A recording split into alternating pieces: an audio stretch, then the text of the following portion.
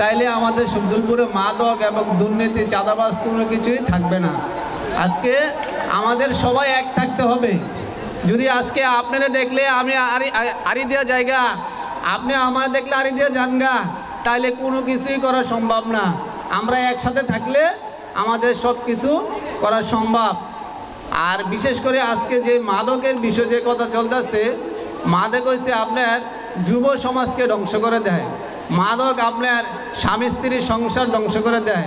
মাদক আপনার পাড়া প্রতিবেশী যারা আছে তাদেরকে ধ্বংস করে দেয়। তা আমি শব্দুলপুরের যারা উপস্থিত আছেন এবং যারা অনুপস্থিত আছেন, আমি সবাইকে বলতে চাই যে মাদক এবং দুর্নীতি যারাই করে আপনারা সবাই একসাথে হয়ে তার বিরুদ্ধে আমরা বিরুদ্ধে থাকব। এবং চান্দিনা থানার প্রশাসন আছে, আপনার টিউনু সাহেব আছে, ওসি সাহেব আছে, যদি কেউ এটা নিয়ে কোনো বাড়াবাড়ি করতে চায় তাহলে আমরা আইনের আশ্রয় নেব, ঠিক আছে। এখন আমি আপনাদের গ্রামবাসীর কাছে আমি আমার ছোটোকালের আমি কথা বলবো, ঠিক আছে, আমাকে একটু সময় দেন। আজ থেকে 35 বছর আগে আমি পয়সা গেলতাম, পয়সা কত 4 আনা 8 আনা করে পয়সা গেলতো না, আমি পয়সা গেলতাম। তো আমি সকাল থেকে দুপুর পর্যন্ত আমি পয়সা গেলছি। তো আমার মা আমারে ভাত খাওয়ার লেগা আমার বিচে যাচ্ছে যে পুত্রিকো, আমি দেখে সেটা দৌড় দিছি আমার মারে দেখা, কিন্তু আমি পয়সা গেলে 12 টাকা লাভ করছিলাম।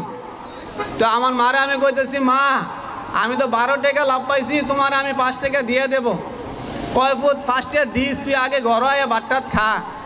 কিন্তু আমি আত্মুখ ধুয়ে যেমন গেছি, যাওয়ার পরে আমার বড় বোন এবং আমার মা একজনে হাত পা বান্ধিছে দিয়ে সেটা আমার চোখের ভিতরে সরষের তেল ডাইলা দিছে। এরকম ইতিহাস আছে না যে পোলা করে সরষের তেল ডাইলা দিছে, তাইলে আমার চোখের ভিতরে সরষের তেল ডাইলা দিছে।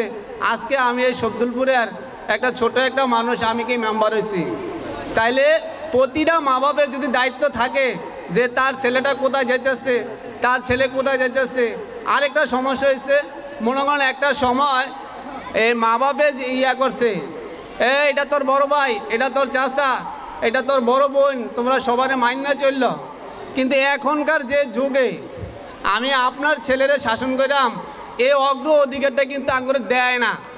যদি আজকে প্রতিটা মুরব্বী বলতো যে এই বড় ছোট যারা আছে সবাইকে তোমরা ইজ্জত করবা, সবাইকে মাইনা চলবা, কিন্তু আজকে আমাদের গার্জিয়ানরা কিন্তু এই কথাটা বলে না।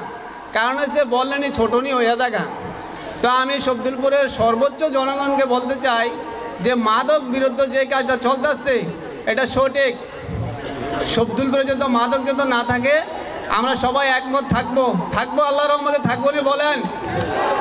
মাদক না, শুধু মাদক, চাঁদাবাজি, সন্ত্রাসী সব কিছুর বিরুদ্ধে শব্দুলপুর গ্রামবাসী আছেন আল্লাহর রহমতে। এই বলে আমার বক্তব্য শেষ করলাম। আসসালামু আলাইকুম।